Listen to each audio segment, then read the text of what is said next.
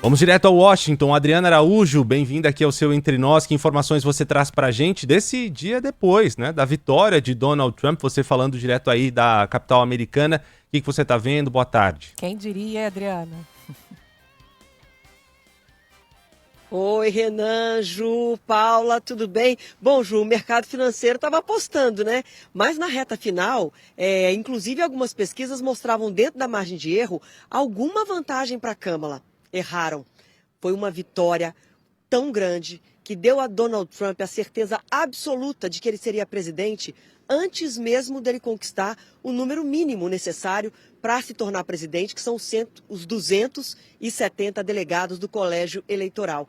Trump quebrou uma tradição. Normalmente aqui nos Estados Unidos, como a gente falou ao longo dessa semana, a imprensa vai fazendo as estatísticas, as projeções, e quando tem segurança absoluta de que não muda mais, então são as redes de televisão que anunciam o vencedor. E depois, então, há um discurso da vitória, pois Trump mudou essa lógica quando tinha 266 delegados, 4 a menos do número mínimo para se dizer vitorioso. Ele apareceu na grande festa que era montada para ele na Flórida e já discursou e já se anunciou o próximo presidente dos Estados Unidos. Olha só, para vocês terem uma ideia do tempo, do prazo entre isso, o discurso dele da vitória foi às 2h35 da manhã aqui de Washington, 4h35 aí do Brasil, e a confirmação pela imprensa da projeção oficial de que ele tinha então ultrapassado os 270 delegados só saiu às 5h30 da manhã. Portanto, muito antes, Trump já tinha certeza da vitória e fez um discurso dizendo exatamente o tamanho dessa conquista. Ele mesmo parecia surpreso, agradeceu muitas vezes os eleitores, não tinha um discurso preparado, falou a maior parte do tempo de improviso e disse que teve uma vitória sem precedentes, recebeu o mandato do povo americano muito poderoso, inclusive porque os republicanos já conquistaram o controle dessa casa aqui atrás de mim, o Congresso. O Senado já tem maioria republicana, com 52 senadores eleitos pelo partido. Portanto, eles retomam essa maioria que até agora era dos democratas. E na Câmara, que os republicanos já tinham a maioria, mas havia a ameaça de que os democratas os ultrapassassem, isso não deve acontecer. As projeções são de que os republicanos também terão maioria na Câmara. Nesse momento, eles têm 204 assentos, precisam chegar a 218 para ter essa maioria entre os deputados. Isso leva ainda alguns dias para ser confirmado, mas essa é a tendência apontada por todas as projeções. Só recapitulando um pouco de como foi essa noite em que muita gente não dormiu, os jornalistas com certeza não dormiram, mas muitos americanos passaram a noite na frente da TV acompanhando essa apuração. Logo no começo, de lado a lado, Trump conquistava os estados republicanos e a democrata Hillary Clinton, aqueles estados também que já votam com o partido dela. Mas assim que começaram os embates nos estados-chave, aí só deu Trump. Ele venceu a Carolina do Norte, a Geórgia e depois a disputa crucial, a Pensilvânia.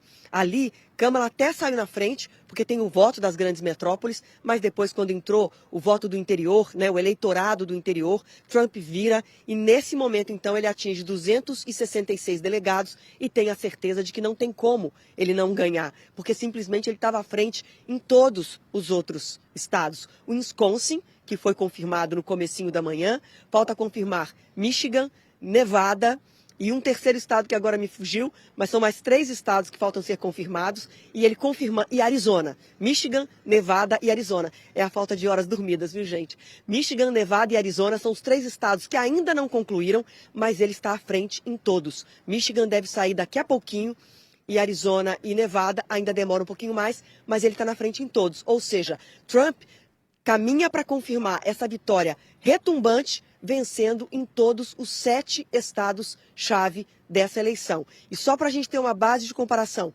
para já devolver para vocês, para a gente seguir essa conversa. Em 2020, quando ele foi rejeitado pelos eleitores, quando tentava a reeleição, ele perdeu em 6 estados-chave. Então isso demonstra, acho que é uma boa medida do tamanho da vitória de Donald Trump. É aí que eu queria entrar com você. Sei que você não é analista, Adriana, mas como você já morou por aí e como, né, repórter, jornalista, conversa com as pessoas aí na frente, está vendo o clima das cidades, mesmo você estando em Washington, que é maioria Câmara. Porque como é que a gente consegue fazer essa tradução? Porque eu começo a olhar, bom, ele perdeu muito feio para Biden. Será que o eleitor pensa que esses anos de Biden foram muito ruins? Ou eu posso ir além também? Porque de novo, a vitória de Biden demorou muito tempo. Ela saiu lá no sábado, domingo. Eu lembro que ela foi no fim de semana, porque eu estava de plantão. E a eleição na terça-feira. As duas vitórias de Trump foram assim, em poucas horas, do mesmo dia. Dessa vez contra a Kamala e da outra vez contra a Hillary. Daí eu também posso colocar uma outra coisa aí na medida que vários especialistas colocam na conta dos americanos, que é o machismo, que acham muito difícil realmente eleger uma mulher presidente aí dos Estados Unidos. Até porque se a gente colocar na conta do trumpismo, por que ele não teria sido, né, tão feroz como ele foi agora nas últimas eleições? O que você sente aí de traduzir desse eleitorado e desses dados que quando Trump aparece, acaba ganhando de uma forma tão avassaladora e tão rápida em cima de mulheres que são candidatas por aí? Ou você acha que não? É só uma percepção nossa, por aí são outras questões que acabam realmente valendo mais, Adriana? Não, vamos lá. Muitos tópicos nessa pergunta, Paula, mas vamos lá. Quando o Trump vence em 2016, e eu presenciei esse momento aqui nos Estados Unidos, em Nova York primeiro e depois aqui em Washington, as pesquisas naquele momento não conseguiram capturar esse efeito Trump, esse voto Trump, que todas as pesquisas indicavam uma vitória fácil da Hillary Clinton. Então, aquele momento, ele era a surpresa, ele foi o choque da vitória dele, porque todas as pesquisas indicavam que a vitoriosa seria a Hillary Clinton. Alguns analistas dizem, inclusive, que havia tanta certeza da vitória democrata que isso pode ter atrapalhado, já que o voto aqui não é obrigatório. Mas, de fato, eu acho que não é só isso e que as pesquisas não conseguem capturar o voto, o voto raiz, o voto essência que o Trump carrega. Isso aconteceu em 2016. Aí vamos dar um pulo na história. Ele governa de 2016 até 2020. A gente viveu uma pandemia. E aí, o país vivia um momento em que as ações, os atos de Trump como presidente durante a pandemia foram muito questionados e muito criticados. A demora para tomar decisões, o negacionismo. Então, toda a visão dele em relação à pandemia fez com que, naquele momento que ele tentou a reeleição, a imagem, a aprovação dele estava muito desgastada. Então, o que o eleitor vota em 2020? Vota à procura de uma saída nova, um novo caminho que pudesse tirá-los daquela situação em que eles avaliavam que o presidente não agiu corretamente, não fez uma boa gestão do momento pior da humanidade que todo mundo viveu, que foi a pandemia de 2020. Então, ali ele perde, foi disputada a eleição, em muitos colégios eleitorais a diferença foi pequena, por isso demorou tanto a sair o resultado, mas ele perde claramente com o efeito da pandemia. Agora chega essa eleição. E essa eleição tem muitas pautas. E agora eu quero chegar nos pontos principais que você tocou. Essa eleição tem muitas pautas. A Câmara sabia que essa era uma eleição de mudança. Na segunda-feira, na reportagem que a gente exibiu no Jornal da Band, que nós gravamos na Pensilvânia, eu disse: a falta de dinheiro no bolso é o tema principal dessa eleição e é o que pode dar a vitória para o Donald Trump. As mulheres pareciam dar uma vantagem para a Câmara, mas o ponto principal dessa campanha, dessa disputa, foi economia. Custo de vida alto, inflação, que o Biden conseguiu baixar, chegou a 9% em 2022 ao ano, conseguiu baixar agora para perto da meta de 2%, mas a inflação baixa, e aí a Jo é nossa especialista, a inflação baixa, mas não significa, eles não chegaram a ter deflação para os preços caírem. Eles ficaram com os preços estacionados, o custo de vida alto. Então basta caminhar aqui pelas ruas de Washington e conversar com as pessoas que todo mundo reclama. O preço da gasolina, o preço do leite, a carne 47% mais cara do que antes da pandemia, o bacon 25% mais caro, o leite mais caro. Então basta conversar que você vê que esse era o tema central da campanha. A Câmara sabia disso. Tanto que todo o tempo ela tentava se oferecer como uma nova direção, mesmo sendo a continuidade do Trump do ponto de vista do poder, afinal, do Trump não, perdão, do Biden, afinal ela é a vice do Biden, mesmo sendo a continuidade dele do ponto de vista do poder, mesmo partido, vice de Joe Biden, ela tentava se oferecer ao eleitor como uma novidade, como uma mudança de rumo, um novo rumo para os Estados Unidos. Só que a Kamala, ao mesmo tempo que fazia isso, ela também tinha ali a obrigação moral de defender o Biden e ela dividiu a atenção dela com outras pautas. Uma delas, a questão do aborto, porque ela considerava que se ganhasse uma dianteira muito grande entre as mulheres, isso poderia compensar a dianteira que o Trump tem e conquistou, confirmou nas urnas entre os homens. Só que agora, analistas aqui na imprensa americana indicam que, inclusive, isso pode ter atrapalhado, que ela acabou gastando energia e tempo falando de pautas femininas, quando a pauta principal era a economia, e ela com uma campanha curta de 107 dias, já que Joe Biden desiste de concorrer já muito tarde, demorou, isso também pode ter influenciado, é um dos pontos que os analistas indicam, essa campanha curta, e ela gastou energia e tempo falando de outras pautas quando deveria ter centrado na economia. Mas não tem dúvida nenhuma, 2 tópicos fizeram Trump vencer essa eleição: economia, custo de vida alto, inflação, e o segundo tópico, imigração, que está diretamente ligado com a economia. Porque tanto que no discurso de vitória, esse que ele falou de improviso, logo depois que ele se declarou vitorioso, ele diz que vai fechar as fronteiras, que as pessoas podem entrar nos Estados Unidos legalmente. Ilegalmente, não mais. Porque ele quer proteger as fronteiras para que as oportunidades fiquem para os americanos. Está diretamente ligado à economia também esse tema. Acho que tentei abordar todos os tópicos aí da sua pergunta, Paula. De fato, até na economia é complexo traduzir hoje esse dia seguinte, essa vitória cachapante do Donald Trump. E como eu falei aqui na abertura, a abertura foi de um dólar disparado aqui no Brasil, nos outros países emergentes principalmente, agora recua. Tem uma leitura agora que tem a ver com evitar, por exemplo, questionamentos, né, se houvesse ali um resultado muito próximo, podia ser algo demorado, ou ter esses questionamentos jurídicos, enfim, ter alguma questão que pudesse trazer mais volatilidade política. Mas na própria economia também, agora, por exemplo, as bolsas sobem nos Estados Unidos, aqui caem, mas a leitura de curto prazo é que a economia, com redução de impostos nos Estados Unidos, ela até pode dar uma melhorada, né, crescer, ter um impulso de crescimento, mas depois essas barreiras protecionistas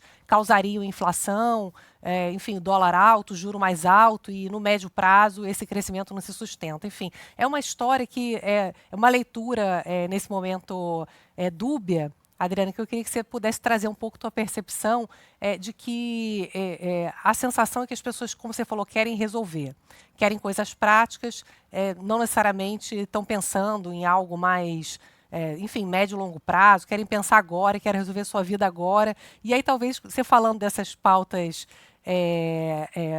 mais progressistas, talvez valha até uma reflexão, porque tem a ver com a nossa discussão aqui no Brasil também, né? O quanto que o centro-direita ele ganha força e as pessoas não estão mais querendo discutir essas pautas mais da esquerda.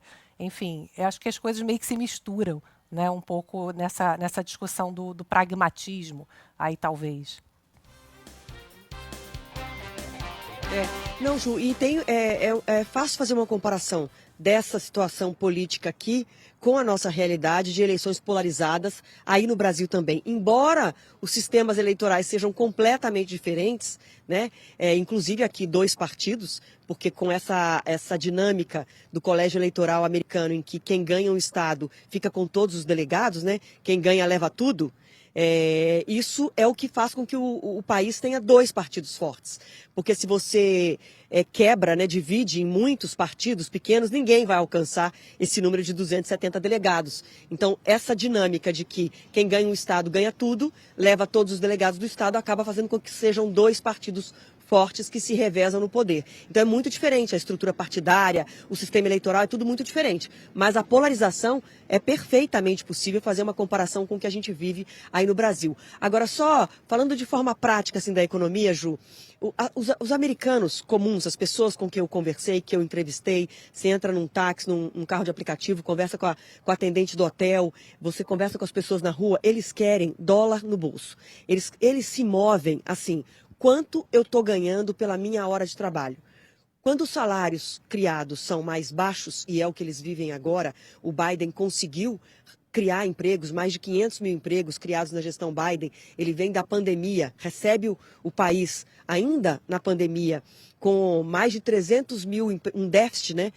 A taxa de criação de empregos no vermelho, no negativo, 311 mil postos de trabalho fechados. Ele recebe esse patamar, ele consegue criar mais de 500 mil empregos. Mas o que eles dizem é empregos com salários mais baixos. A concorrência com o imigrante ilegal pesa muito nessa hora. Então o americano calcula assim, o que eu ganho por hora melhorou ou piorou? O que eu compro com o que eu ganho melhorou ou piorou? E vota com o bolso, como a gente vota no mundo inteiro, pensando no bolso. Então, assim, essa é a questão. A economia era a pauta central e a Câmara ou não teve tempo suficiente ou não traçou a estratégia adequada, talvez as duas coisas, para conseguir convencer o americano que era uma boa opção para enfrentar o momento econômico e para dar essa virada econômica. O Donald Trump, Joe Biden até agora em silêncio, Kamala Harris também em silêncio até agora, não falou na madrugada, tinha uma festa programada para ela em caso de vitória, mas ela não apareceu e prometeu para hoje uma manifestação, um pronunciamento aos americanos, mas até agora não falou, Joe Biden também não, mas no discurso de Donald Trump, ele disse exatamente essa frase, todas as promessas feitas serão cumpridas e que ele vai tornar a América mais rica, mais próspera, mais segura. Repetiu, claro, o bordão dele, né, Make America Great Again, e repetiu isso várias vezes. E aí o vice, J.D. Vance, estava emocionado do lado dele e falou que era uma liderança histórica, ele tinha alcançado, o Trump tinha alcançado um poder histórico, sem precedentes na história da história americana, e que, além dessa grande virada política, a partir de agora, juntos, eles vão fazer uma grande virada econômica. Bateram juntos, muitas vezes, nessa tecla de que vem uma vitória econômica. Então, ele chega com muito poder, mas também com o compromisso, com a promessa que vai ter que cumprir, que é de fazer o custo de vida baixar, o dinheiro no bolso do americano valer mais. É muito chocante quando a gente faz essa análise e olha para esse pensamento, raciocínio dos eleitores, né, Adriana? Fazendo uma oposição entre economia e outros direitos que são importantes para a vida das pessoas, como das mulheres, garantia de aborto seguro, enfim, ou da população negra, evitar que as pessoas negras morram asfixiadas na mão da polícia, como aconteceu no caso de George Floyd, né? Que as pessoas façam uma separação disso. É mais importante a economia do que uma parcela da população continuar viva e esse raciocínio se reproduz em outros ambientes. Sim. Mas eu queria te perguntar sobre a segurança. Havia um temor muito grande... Renan, só um instantinho. Por favor. Tá, só me permite um comentário junto desse seu comentário. É o seguinte, que eu falei das pautas femininas, que ela focou muito a atenção, mas também, você está certo, nos direitos das pessoas negras. Só que, na democracia, na defesa da democracia, ela fez uma campanha falando de todos esses temas. Só que, o que os analistas comentam e a apuração mostra? O Trump recebeu muitos votos de eleitores afrodescendentes. Inclusive citou isso no discurso, agradeceu aos eleitores afrodescendentes. Ele recebeu votos de asiáticos, que é a ascendência da Câmara. Então ele citou isso no discurso dele. Por quê? Porque também essas pessoas pensaram primeiro com o bolso. Ele também recebeu o voto das mulheres. A Câmara, ao contrário do que as pesquisas mostravam, não cresceu tanto no voto feminino, com uma vantagem até de 14 pontos, como as pesquisas diziam. Então, o que eu estou querendo te dizer é que o discurso do dinheiro, o valor do dólar no bolso, a quantidade de dólar no bolso, também foi uma escolha de pessoas dessas outras pautas que são, concordo plenamente com você, absolutamente prioritárias. Mas nessa eleição nos Estados Unidos, o que pesou foi a economia. Mas, por favor, pode seguir. Perfeito. Eu queria te perguntar com relação à segurança. Havia um temor, sobretudo com uma derrota de Donald Trump, que houvesse algum tipo de reação dos republicanos, de militantes, enfim, de pessoas que votaram no Trump. e nada disso se concretizou. Foi uma noite segura, né? A gente consegue ver até o fundo aí nas suas imagens que continua aquele mesmo ambiente dos últimos dias. Um ambiente tranquilo, de pessoas passeando, fazendo exercício físico aí o fundo em Washington, a gente sabe, mas em outros cantos do país, dos Estados Unidos, você tem alguma informação? Ô Renan, eu vou até sair um pouquinho aqui da frente da câmera para quem está acompanhando aqui pela live da rádio e pela TV. Vou sair aqui um pouquinho, olha só. Aqui em frente ao Capitólio, o Congresso americano, repórteres fazendo suas entradas ao vivo, falando para o mundo inteiro. Lá, aí as pessoas passeando, enfim, muitos turistas vêm para cá, porque o cenário realmente é lindo demais. Muitos turistas aqui tirando fotos e tal. Lá em cima, na frente do Capitólio, eu não sei se já é possível vocês conseguirem ver daí, ó, o repórter cinematográfico Dario Costenaro, que está comigo aqui, já fez um joinha, diz que dá para ver. Já estão sendo montadas as arquibancadas, que é o cenário da posse, que acontece no dia 20 de janeiro do ano que vem. É ali que o presidente eleito faz o juramento, faz o discurso da posse, e é nesse gramadão onde eu estou falando com vocês é que fica a multidão escutando e acompanhando esse discurso. Só para vocês entenderem como é que está o clima aqui nesse momento. Durante a noite, enquanto a apuração era feita, muita segurança aqui em Washington. Ao redor da Casa Branca, aqui no Capitólio, ontem à noite, quando eu entrei no Jornal da Band, muitas viaturas passando o tempo inteiro. A segurança continua reforçada por aqui e também na Casa Branca. Porém, o temor com a vitória dele, esse temor de algum tipo de ataque, todo mundo se lembrando, claro, da invasão do Capitólio em janeiro de 2021, esse temor, ele deixa de existir e as coisas seguem com mais tranquilidade. Antes de vencer, já havia aquele discurso: se eu ganhar, foi justo; se eu perder, foi fraude. Mas como ele vence, e vence com uma velocidade que ninguém previu, então aí esse clima de tranquilidade vem já mais rapidamente. Adriana, inclusive isso que você está colocando é importante, porque se tem alguma coisa positiva aí nessa questão dessa vitória rápida, é demonstrar que em 2020 todo aquele discurso de que o sistema eleitoral americano não é seguro e tal, isso cai por terra, né? Ele perdeu em 2020 e ganha agora em 2024, e essa conversa ela acaba. Então isso também é positivo, né? É isso, Ju. E vale pra gente aí, né? Porque quando os deputados, os senadores da direita vencem no Brasil, as urnas são ótimas. Quando há uma derrota, aí vem um questionamento absurdo. Então é isso. Trump ganhou, Trump perdeu, Trump ganhou de novo. Inclusive vai ser o segundo presidente que, depois de perder uma tentativa de reeleição, numa terceira tentativa consegue o poder. Isso não acontecia desde o final do século XIX. E para já encerrar aqui com vocês, o Trump venceu, mas a gripe Donald Trump não me venceu.